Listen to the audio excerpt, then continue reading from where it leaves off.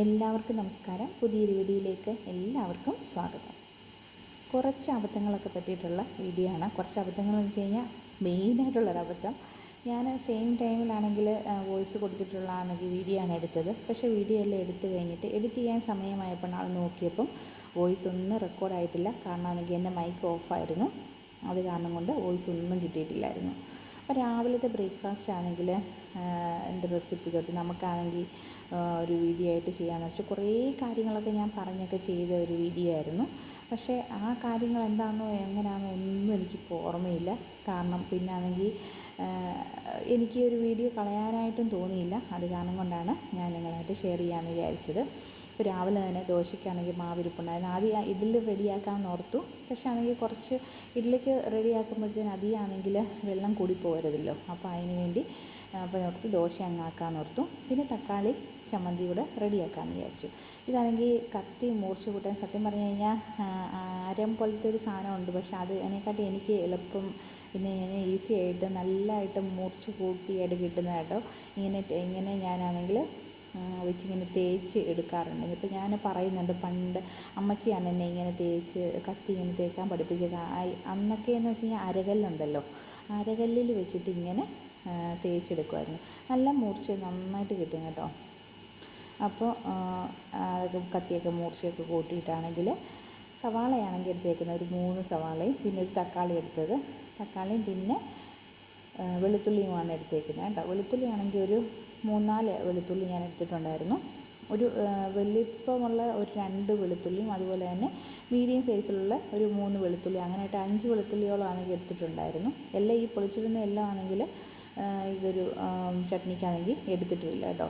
പിന്നെ ആണെങ്കിൽ ഈ ചമ്മന്തി റെഡിയാക്കി കഴിഞ്ഞപ്പോഴത്തേനും കുറച്ച് പുളി കൂടിയ പോലെ എനിക്ക് തോന്നിയായിരുന്നു. കാരണം തക്കാളി ആണെങ്കിൽ അധികം പഴുത്ത തക്കാളിയല്ലായിരുന്നു. അപ്പോൾ നിങ്ങൾ തക്കാളി ചട്നിയൊക്കെ ഉണ്ടാക്കുന്ന സമയത്ത് നല്ല പഴുത്ത തക്കാളി ചട്നിയൊക്കെ റെഡിയാക്കുവാണെങ്കിൽ കുറച്ചുകൂടെ ടേസ്റ്റ് കൂടുമെന്ന് എനിക്ക് തോന്നി. കാരണം ദോശയുടെ കൂടെയൊക്കെ ഇഡ്ഡലിയുടെ കൂടെയൊക്കെ ആണെങ്കിൽ ഒരുപാട് പുളിയുള്ളത് കഴിക്കുമ്പോൾ അത്ര സുഖമായിട്ട് എനിക്ക് തോന്നിയില്ല.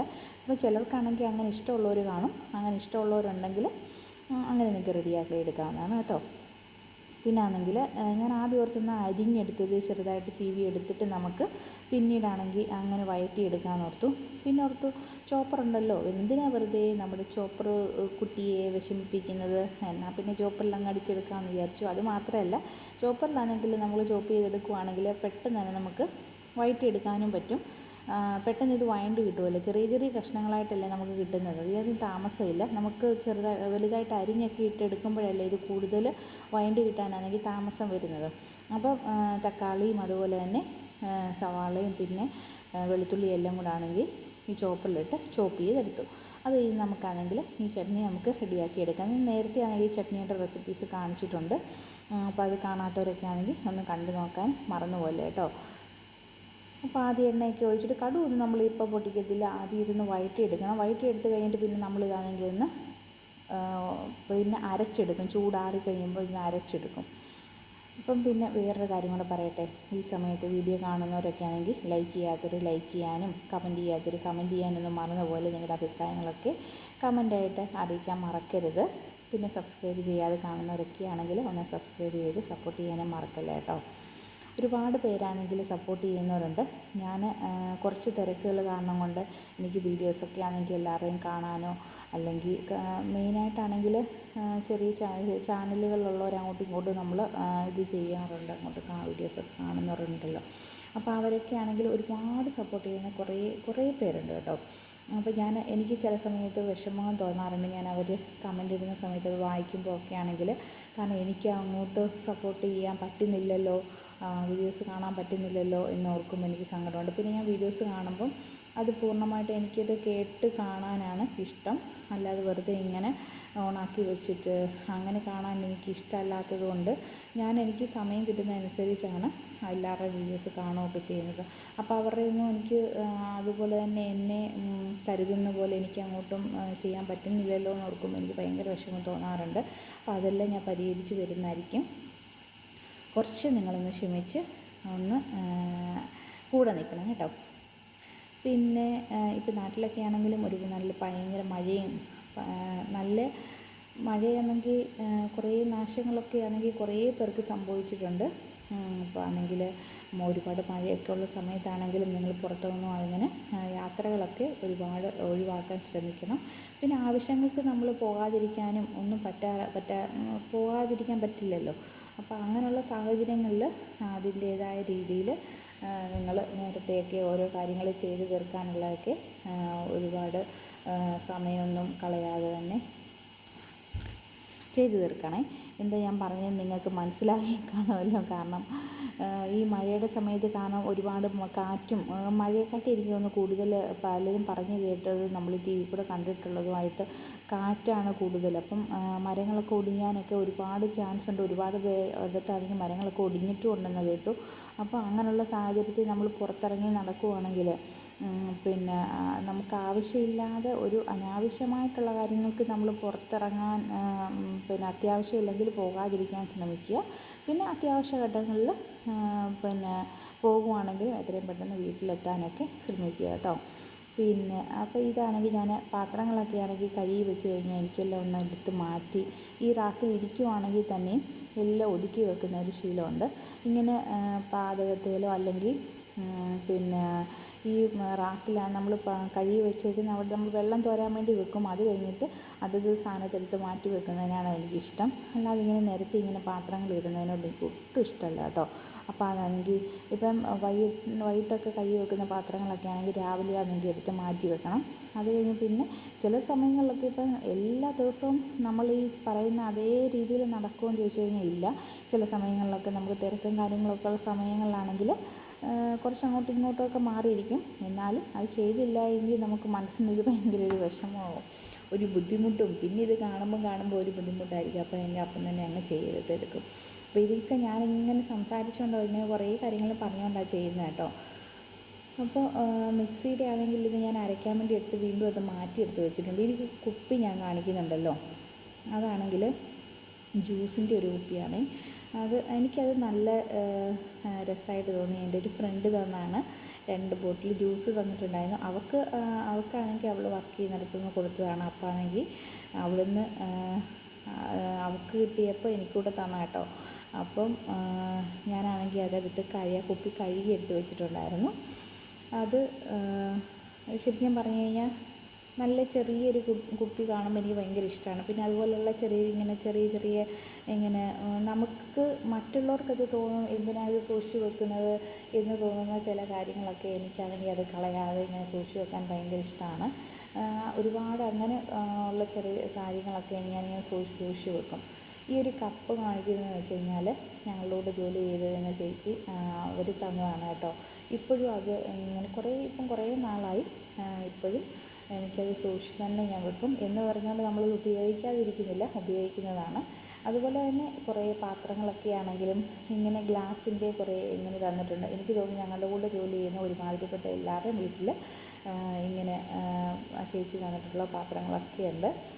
മെയിനായിട്ട് ഇങ്ങനെ ഗ്ലാസ്സുകളും കപ്പുകളും അതുപോലെ തന്നെ ചെറിയ ഗ്ലാസിൻ്റെ ബോക്സുകളും അങ്ങനെ കുറേ ഇതുണ്ട് കേട്ടോ. പ്ലേറ്റുകൾ അങ്ങനെ കുറേ ഇതുണ്ട്. അപ്പം അതൊക്കെയാണെങ്കിൽ കാണുമ്പം മിക്ക സമയം നമ്മൾ ഈ ഓരോ കാര്യങ്ങൾ കാണുമ്പം അവരെ നമ്മൾ ഓർക്കുമല്ലോ. ഇപ്പോഴും ഓർക്കും, മിക്ക സമയങ്ങളിൽ ഓർക്കാറുണ്ട് കേട്ടോ. പിന്നെ കുറച്ചാണെങ്കിൽ കുപ്പികളും അങ്ങനെയൊക്കെ ആണെങ്കിൽ പൊടികളൊക്കെ ഇട്ട് വെച്ചിരുന്നത് തീർന്നതൊക്കെ ആണെങ്കിൽ കഴുകിയെടുത്ത് വെക്കാറുണ്ട്. അതൊക്കെ ആണെങ്കിൽ കഴുകിയെടുത്ത് വെച്ചിട്ടുണ്ടായിരുന്നു. അതെല്ലാം ഉണങ്ങി കിട്ടിയിട്ടുണ്ടായിരുന്നു. അപ്പോൾ അതെല്ലാം കൂടെ അടച്ചാണെങ്കിൽ ഒന്ന് മാറ്റി വെക്കും. അപ്പോൾ ഇതൊക്കെ ആണെങ്കിൽ വേണമെങ്കിൽ ഇത് എൻ്റെ കോഫിയുടെ ആണെങ്കിൽ ബോട്ടിലാണ്. അപ്പോൾ ഇതൊന്നാണെങ്കിൽ കളയാനാണെങ്കിൽ തോന്നത്തില്ല. അപ്പോൾ ഞാനാണെങ്കിൽ അതൊക്കെ ആണെങ്കിൽ നന്നായിട്ട് കഴുകിയെടുത്ത് വെക്കും.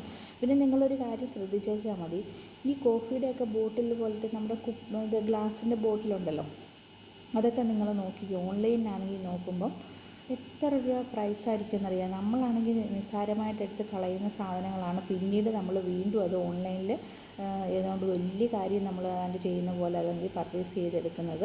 അപ്പോൾ നിങ്ങൾ ഇങ്ങനെയുള്ള കാര്യങ്ങളിലൊക്കെ ആണെങ്കിൽ കുറച്ച് സമയം എടുത്ത് മാറ്റി വെച്ചെന്നാൽ നിങ്ങൾക്ക് സെയിം ടൈമിൽ തന്നെ അത് ക്ലീൻ ചെയ്തെടുക്കാൻ പറ്റിയില്ലെങ്കിൽ മാറ്റി വെച്ചിട്ട് പിന്നീടാണെങ്കിൽ അതൊന്ന് കുറച്ച് നേരം ഒന്ന് മെനക്കിട്ട് അതൊന്ന് വൃത്തിയാക്കി എടുത്ത് കഴുകി ഉണക്കിയൊക്കെ വെച്ച് കഴിഞ്ഞാൽ പിന്നീട് അത് നമുക്ക് യൂസ് ചെയ്യാവുന്നതാണ്. അപ്പോൾ നിങ്ങൾ അങ്ങനെ ഒന്ന് ശ്രമിച്ച് നോക്കൂ കേട്ടോ. നിങ്ങൾ നമുക്കാണെങ്കിൽ പലതും നമ്മൾ എടുത്ത് വേസ്റ്റിൽ കളയുന്ന സാധനങ്ങൾ പിന്നീട് നിങ്ങൾ നോക്കിയാൽ മതി.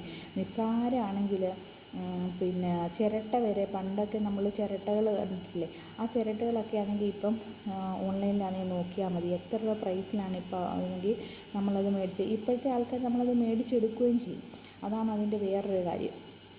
പക്ഷേ നമ്മുടെ കയ്യിലിരിക്കുന്ന സാധനങ്ങൾ നമ്മളെടുത്ത് കളഞ്ഞിട്ടാണ് നമ്മൾ വീണ്ടും ഇത് പിന്നെ മേടിക്കാൻ പോകുന്നത്. പിന്നെ ചില കാര്യങ്ങൾ നമ്മൾ കിട്ടാത്ത കാര്യങ്ങളൊക്കെ നമുക്ക് വേറൊരു വഴിയിൽ നമ്മളത് ചെയ്തെടുത്തേ പറ്റത്തുള്ളൂ, നമ്മളത് മേടിച്ചേ പറ്റത്തുള്ളൂ എന്നുള്ള കാര്യങ്ങൾ നമ്മൾ അങ്ങനെ പർച്ചേസ് ചെയ്തെടുക്കണം.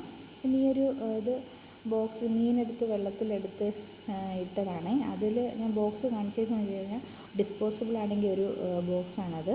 അത് ശരിക്കും പറഞ്ഞു കഴിഞ്ഞാൽ മീനാണെങ്കിൽ മേടിച്ച് കഴിഞ്ഞപ്പോൾ അതെടുത്ത് അതിൽ വെച്ചിട്ട് പിന്നെ നമ്മൾ മീനെല്ലാം എടുത്ത് കഴിയുമ്പോൾ നമുക്ക് ആ ബോക്സ് കളഞ്ഞാൽ മതിയല്ലോ. ഇല്ലെങ്കിൽ നമുക്ക് ഫ്രീസറിലൊക്കെ ആണെങ്കിൽ അതിൻ്റെ വെള്ളമയമോ ഒക്കെ വീഴുന്ന പോലെയൊക്കെ ആകും.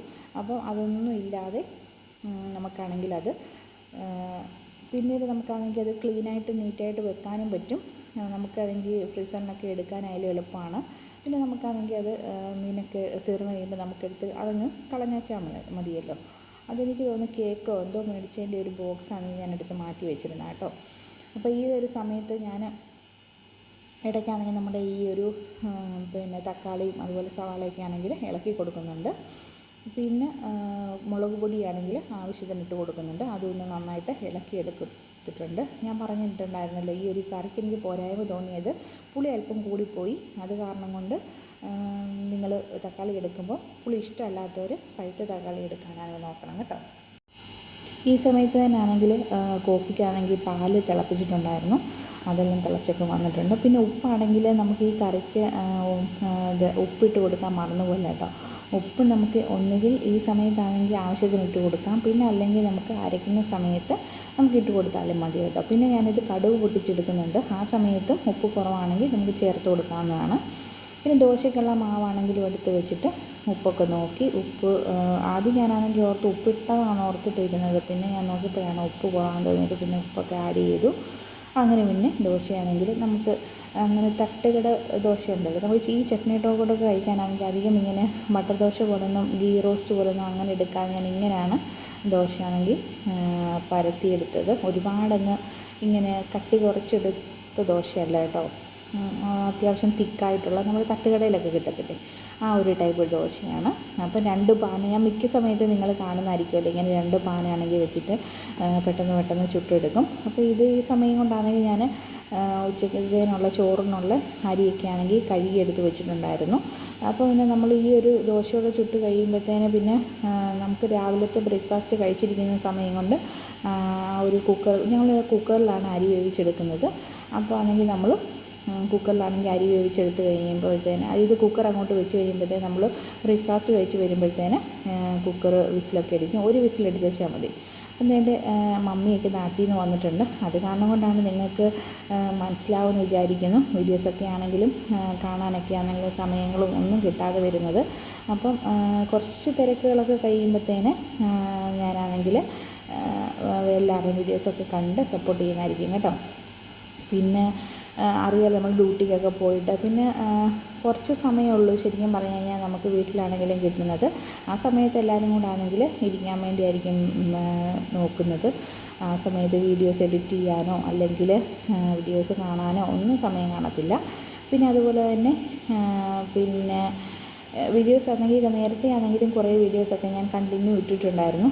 ഡെയിലി വീഡിയോ ഇടണമെന്നൊക്കെ എപ്പോഴും വിചാരിക്കും. അങ്ങനെ ഡെയിലി വീഡിയോ ഇടുമ്പോഴാണ് നമുക്ക് ഓക്കെ എന്ന് തോന്നുന്നത്. പക്ഷേ അങ്ങനെ ഒരു സമയം കാണത്തില്ലായിരിക്കും. കഴിഞ്ഞ സമയങ്ങളിലൊക്കെ ഡെയിലി വീഡിയോ ഇട്ടുകൊണ്ടിരുന്നതെന്ന് വെച്ച് കഴിഞ്ഞാൽ പിന്നെ കുറേ നേരത്തെ ആണെങ്കിൽ എടുത്ത് വെച്ചിരുന്ന വീഡിയോസൊക്കെ ഓൾറെഡി എല്ലാം റെഡിയാക്കി ഞാൻ ഷെഡ്യൂൾ ചെയ്ത് വെച്ചിരുന്നു. അപ്പോൾ അത് ഓട്ടോമാറ്റിക്കലി ആ സമയത്ത് വരുമല്ലോ, അങ്ങനെ ആയിരുന്നു കേട്ടോ. അപ്പം വീഡിയോസൊക്കെ ഇഷ്ടപ്പെട്ടെന്ന് വിചാരിക്കുന്നു. Thanks for watching. See you next video. By.